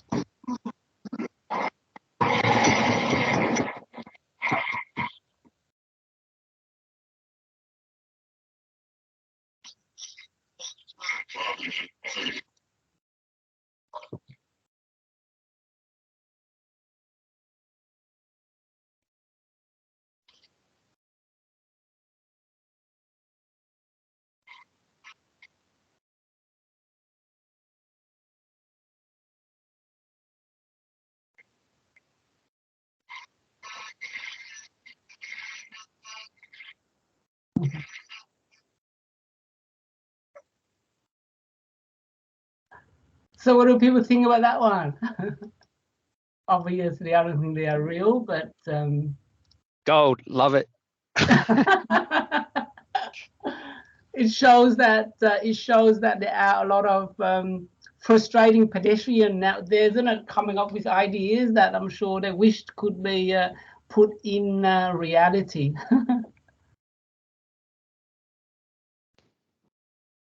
There is one thing I wanted to ask a question about. Yeah. So I think we're talking about cars and pedestrians alike, and it's probably more a question for Rohit or just a general observation. With some of these powered scooter things knocking around, some of them getting up some significant speed on these paths. So it might be something to consider about signage on paths for some of these electric scooters, because they can go up to like 15, 20 kilometers per hour. And if you get that beside an older resident, you could do some pretty decent harm, you know. And I think it's more of a evolving, developing situation, but I just think it might be something that the state or others might to consider, or, you know, look at the feasibility or risks associated with that. Rohit, any comment about that one? Yeah, mate. So e-scooters is already it's defined as a personal mobility device. So and personal mobility devices are supposed to be riders of those, supposed to be using the bicycle path they're not allowed to go onto the road, so they can't go on a bicycle lane, but certainly the bicycle path. So in a shared path, they'll go on the bicycle side, not on the pedestrian side. What's required, obviously, is a lot of education. And I think the city of Gold Coast at the moment is doing some work at probably the main beach area somewhere there to try and put some more symbols out to let people know which side they're supposed to be on. Obviously, the push scooters, they are wheeled recreation devices. Look very similar, but obviously one is got an electric motor and can travel much faster speeds. But the wheeled recreation device is supposed to stay on the pedestrian side. The personal mobility device goes on the bicycle path side. It's probably more, TMR does have a social messaging thing where they've got Facebook posts and what have you. It's more education. The rules are already there in place. So yeah. I think in the city here, in the Brisbane city area, the BCC have established some on-road bicycle paths, not lanes, and they have been installing some e-scooter symbols so that the scooter riders now, instead of being on the footpath, they can use the bicycle path. Yep. No, thanks for that, All Robbie. right. Yep. Thank you. Yep, thanks. And I probably, second Matt's earlier comment as well, that to me, this is also a bit of an evolving issue. Similarly, down here in Melbourne, the other day, I was with my son and I saw one and I actually tried it, and it's actually quite good fun riding it. And then where I picked it up, there was a dedicated bicycle lane. So we ride on the bicycle lane. It's pretty good, but interestingly, it's got a GPS. So when I cross over to the boundary to a different council, it actually disabled it. I couldn't use it. So some council actually don't allow this sort of e-scooter as yet. So it's a development. It's still kind of a ongoing issue there. On the screen there, I just thought I'd just quickly put this in. I'm not sure whether there's a lot of parklets kind of arrangement at council during COVID or not, but it's one of those kind of pop-up parklets that they convert parking bays into outdoor dining, that kind of thing. So I thought I'd share some of the examples I've seen around the joint. Any comments or issue with the parklets during COVID, or if you're managing this area at council, perhaps? I think it's okay. Sometimes it's more to do with the location of these parklets. And when I look at these things, I often, try to put in some hazard warning signs or some kind of information so that we don't want a vehicle to run straight into this sort of area. Yeah, temporary, that's right. Yeah, that's right. Even though it's been like some places it's temporary, but it's been like a lot longer than a year or so during COVID.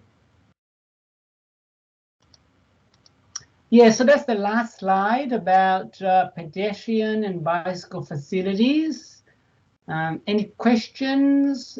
We got 2 more topics and we are doing okay with time, so that's good.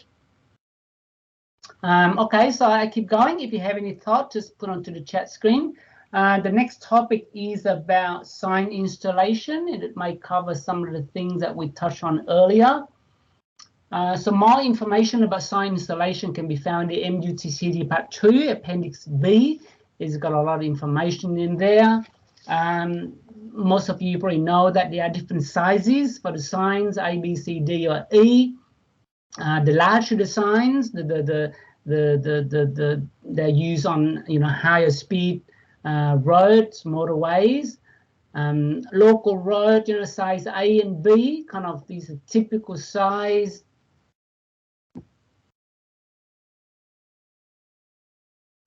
Supplementary plate sign. So somebody mentioned this earlier, about overlapping. As I said, in the MUTCD, it clearly say that, look, you need to separate the two. But yeah, there's still a lot of those signs that overlapping. because they want to save a bolt. But as you know, the other person, I can't remember who, sorry about that, it might create other problem. If the wind load is going to be higher, it can overload the post itself. Sign height. So this is the various sign height depending on where you put the signs. I won't read them out. They're all contained in Appendix D of the MUTCD Part 2. Measure from the underside side of the sign. And as a matter of principle, I guess if the sign is placed above or near the footpath, you don't want a cyclist to, bang his or her head onto the sign. A couple of interesting photos that I took over the years. Townsville, was it Townsville? Any thoughts? Any idea? Any comments about this sign? Strange things that I see.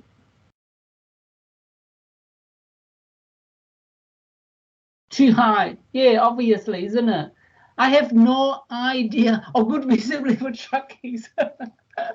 Maybe. I have no idea why the contractors mounted the keep left sign that high. Maybe the contractor didn't have a chainsaw or to cut the post or something. So he's got a post, so he thought, all right, let's just put it as high as possible. So yeah, that doesn't look right to me. I have no idea whether, yeah, you can see relatively the height of the car is there and the sign's all the way up there. All right, the chevron line marking has been taken out. Yeah, that could be. Yeah, not sure there. It looks like, yeah, you are probably right, because you should have that chevron marking approaching the island, isn't it? Yeah, I never picked that up, Tan, but yeah, not sure what's happening here. No idea. What about this one?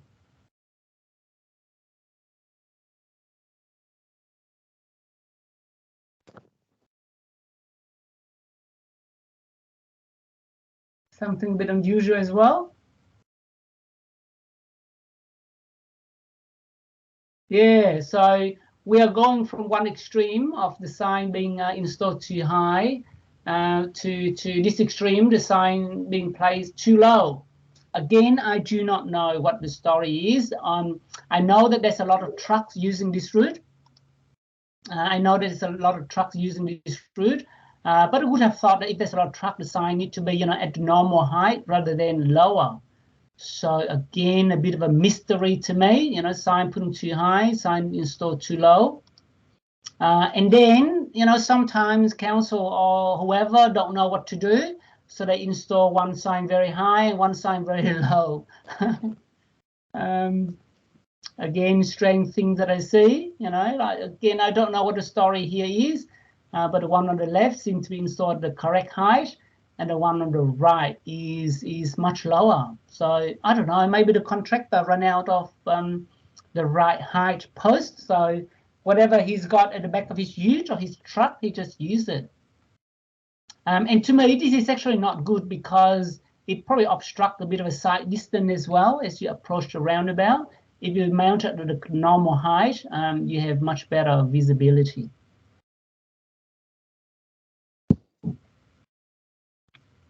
Lateral placement of signs. So again, it's in the MUTCD. It's got various offsets required from the backup curb. And they are there for the reason. They're there for a reason, as you can see. And this is some information about the height as well. They are there for a reason. This is some example showing the sign being placed too close to the road, and obviously you get side swipe. So just go back. Yep. So make sure they are placed at the right offset from the traffic lane, depending on the situation. Also for rural or high-speed road. And sign orientation. For those who don't know, this may sound a bit counterintuitive, because when you install the sign, you actually place it 5 degrees away from the direction of travel. This is because of the way the sign shielding material is designed, and it is best to be placed at this angle. I have come across a couple of situations where I received complaint from motorists saying that the signs are too bright, and when I looked into it, it was because they install perpendicular to the road, and when you do that, the sign can be too bright. When the car headlight hit the sign shielding material, in particular new signs, when it's still clean, it can blind you. So just something to make note of. Signpost, so it's all specified in the Trump Volume 3 Part 5 and Volume 1 Part 10.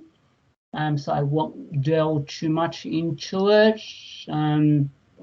For those who work in the maintenance area, I know that a lot of the contractors usually, when the sign is damaged, they just go out there and replace like with like. I used to look after the maintenance area, and that's exactly what I did. But yeah, if the sign get damaged, maybe try to have a practice of getting the guys to talk to the engineer or whoever looking after the area to see whether you can move the sign a little bit, or maybe do certain things so that it doesn't happen again. If the sign keep on getting hit at the same location every month, it's time to move the sign or do something about it. And also standard do change from time to time. So make sure, I guess, where the sign is replaced, those sort of little checks are carried out. It doesn't take long. It's just a matter of phone call most of the times. I show this example where sign installation, if they're not done correctly, it's just creating this sort of nuisance kind of issue, in particular for those who work in the maintenance area. Another example, anyone can pick up something about this photo?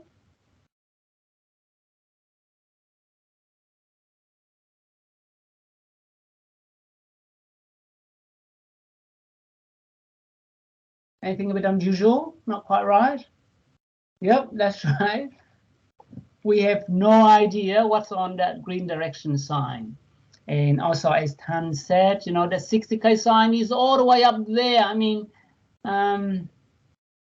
direction guidance is not visible, absolutely. So again, in terms of the height of the vehicle, you can see it's down here, and that sign there is all the way up there. And yeah, you can't see the direction sign at all. In this case, I'm not sure whether the tree was here first or the sign was here first. Maybe the sign was here first, and maybe a development over here decided to put in some trees right in front of the sign. And over the year, the tree grows. Another example, we probably pick up on this, the warning sign. Probably better off placing maybe on the next post, perhaps. Rather than together with this road subject to flooding sign. Advertising, they're everywhere. In this case, this person decided to put a trailer right in front of the speed limit sign. I pulled over to take this photo, but from a distance, that trailer definitely kind of blocked the view of that important 60K speed limit sign. And I guess to address this issue, maybe the speed limit sign, because normally you have parked vehicles here anyway. So if you have a high minibus or a van parked here, it might block that sign. So perhaps that sign should be placed over here before in front of all the parked vehicles. That would address the issue. So there are those sort of things that as practitioner we can look into. Any question on this topic before we move on to the last one, which is relating to roadwork temporary signs? All right, I keep going. All right, so temporary roadwork signs specified in Australian Standard 1742 Part 3 or the MUTCD Part 3. For those who look after roadwork, it's always good to reference back to the document, making sure the contractor is doing the right thing. It is quite an important aspect of road management, and at Austroad at the national level, there is a fairly big project looking at how to improve safety at work sites. Things that we see, unfortunately, at road work site. That one there on the left-hand side, I didn't take the photo. Somebody sent it to me. And the one on the right-hand side there, geez, I mean, the one on the right-hand side here, you probably get lost seeing this sign. I wouldn't know what to do. The one on the left here, the sign is saying that merge left, but then the left lane ends. So again, not sure why the contractor or whoever designed this decided to do it this way. Any comments on this one here? I took the photo on the left-hand side, not one day. It was there for a couple of days, actually, and I raised it and they fixed it. Left turn only, no right turn, then you turn right.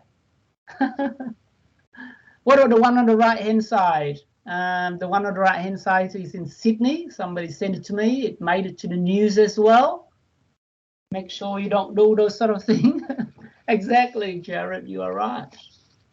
It's a bit ironic, isn't it? Give cyclists more space, and yet the sign itself is blocking the whole bicycle lane. So as I said, it made it to the news. Somebody forwarded to me, and the contractor quickly moved, or council quickly moved the sign. Now have a look at this, these sort of things that we see.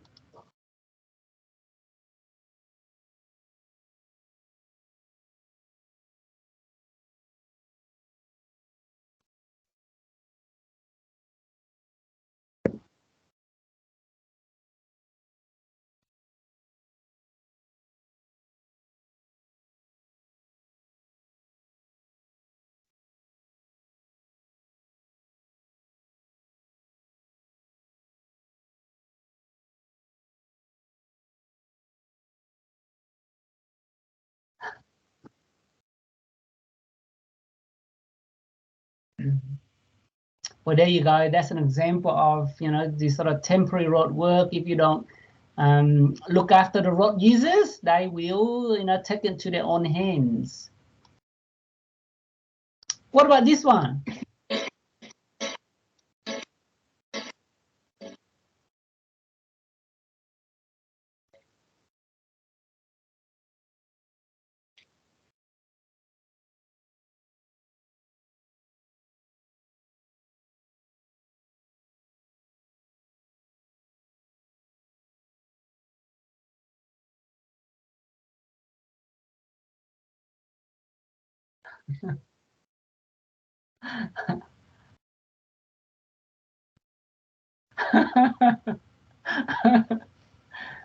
There you go. Things that are happening around the world.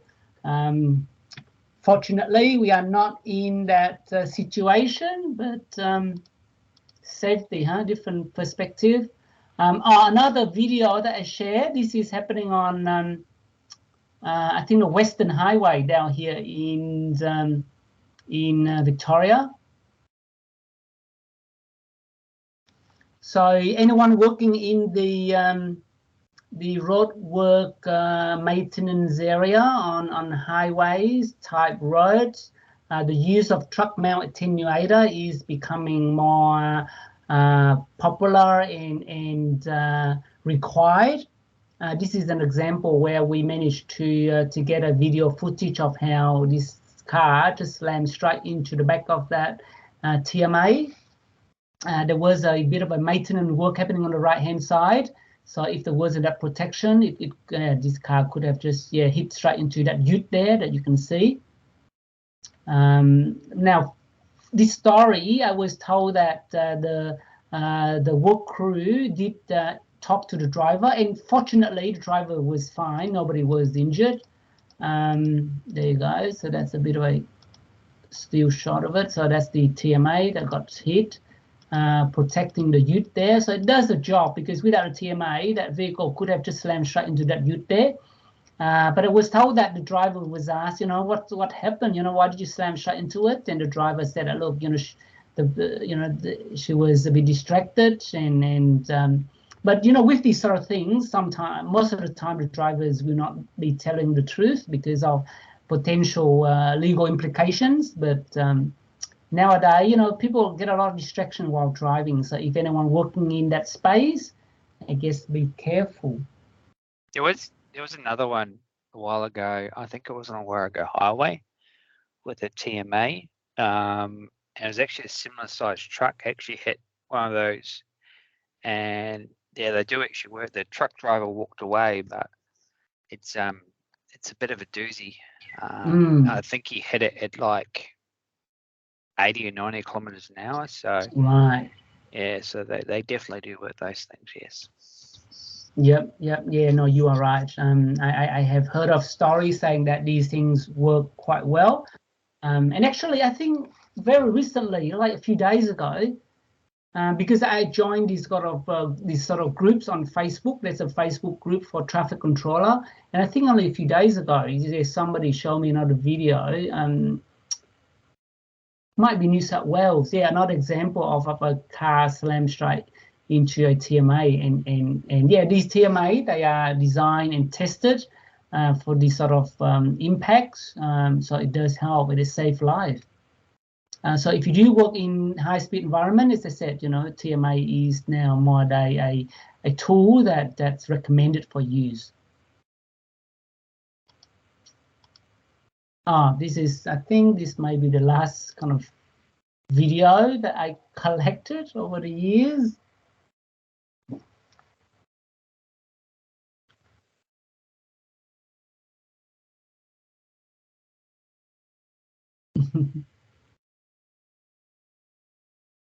The caption for this video was that even animal, they are having a strong interest in temporary traffic management. So I think this is somewhere in the US.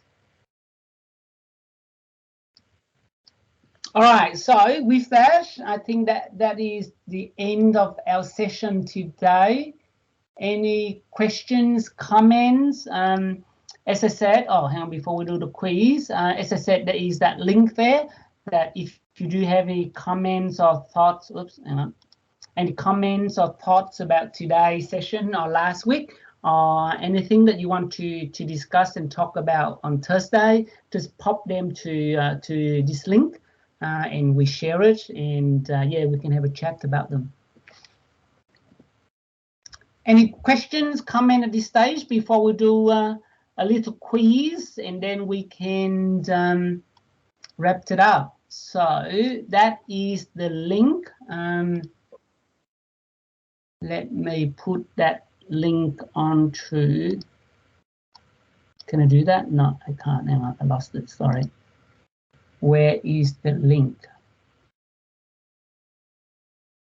Let me just launch it, and then I put the link. So this is the same as last week. We have a quiz with 8 questions. Hopefully you have counted number of cones, because that is the last question. Traffic engineering, quiz number 2. And then let me share the link, copy link, Ctrl V. Okay, so that is the link there you can use from the chat screen. And now let me launch it so that you can start. Now, where is it? Present.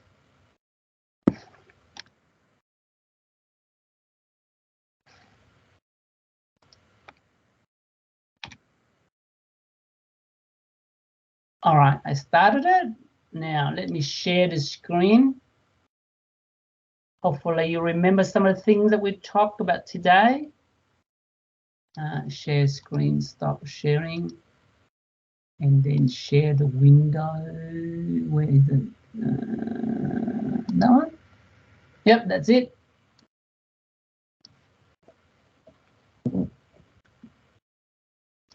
All right, are we all ready? Are we in?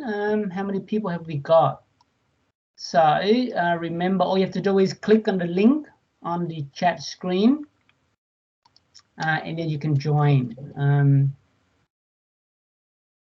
We should have a few more people, I think. So I just wait a minute or so that you can click on that link and join the quiz. As usual, Emma, make sure you note down the person. You can send the prize to the winner. Yeah, absolutely. Thanks for that. Are we all good? I think we got enough people. Should I start it now? Let's do it. All right, I press enter.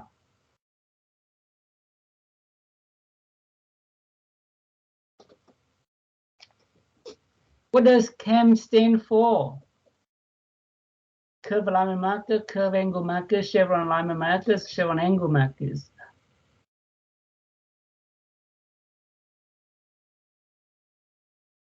Let's see how many people got it right. Most people got it right. Well done, fantastic. Some people still got it wrong. So it's a chevron alignment marker, not curve alignment markers. Well done. Press enter. No, I press the right arrow. Let's go to the next question, number 2. What is the minimum number of cams that must be provided on a substandard curve? Minimum.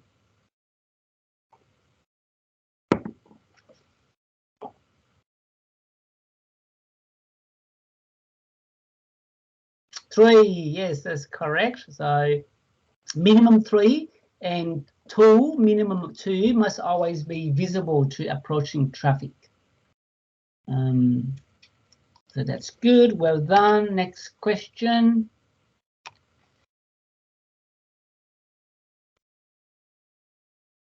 What is the background color of direction sign? We spent a couple of slides talking about this. Yellow, blue, green, or brown.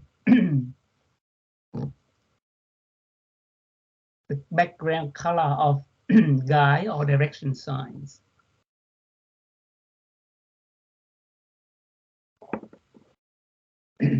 Oh, a range of colors. Green is the correct one. Yellow is for warning sign. Blue is for information sign, and brown is for tourist related signs. So direction sign should be green.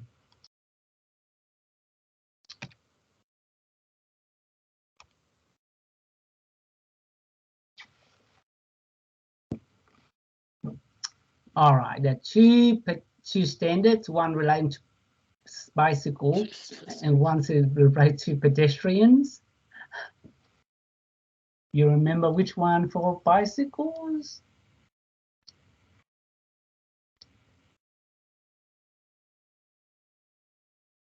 Let's see how many people get it right. A range of answers there, so I assume that some of you have guessed the answers, but actually the majority by a little got it right. Number 9 is the standard relating to bicycle facilities. Well done for those who get it right.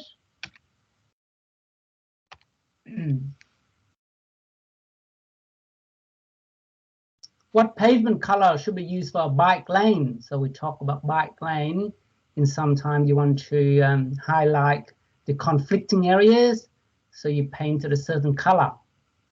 Yes. Oh, one person got wrong. Blue. I haven't seen a blue pavement marker before. No, we got red for bus lane, green for bicycle lane, but I haven't seen a blue lane.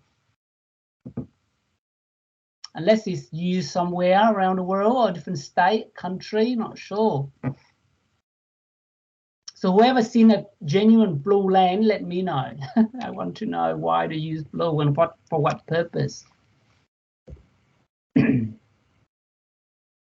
What should be the color of pedestrian related signs? So remember there was an example showing the wrong color.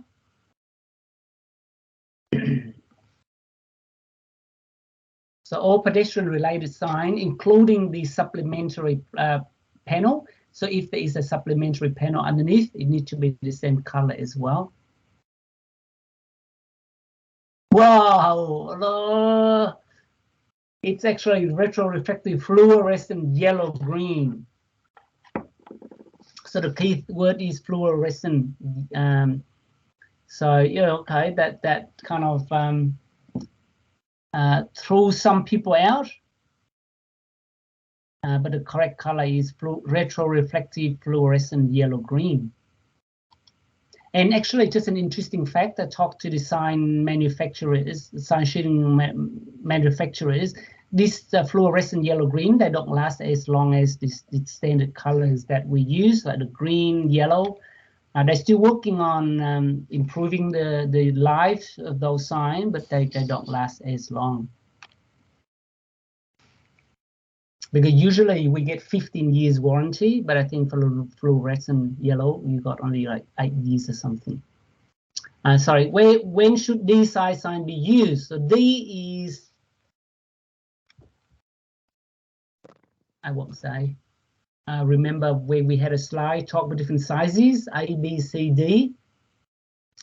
So D is a larger type sign, so it should be used on motorway. Yes, most of you got it right. It's great. Yeah, so D is the large signs, and we use them on motorway high-speed type roads. Okay, so the last question is the number of cones. So hopefully you have been counting and get the right number. How many cones were there during the presentation? 7, 8, 9, or 10?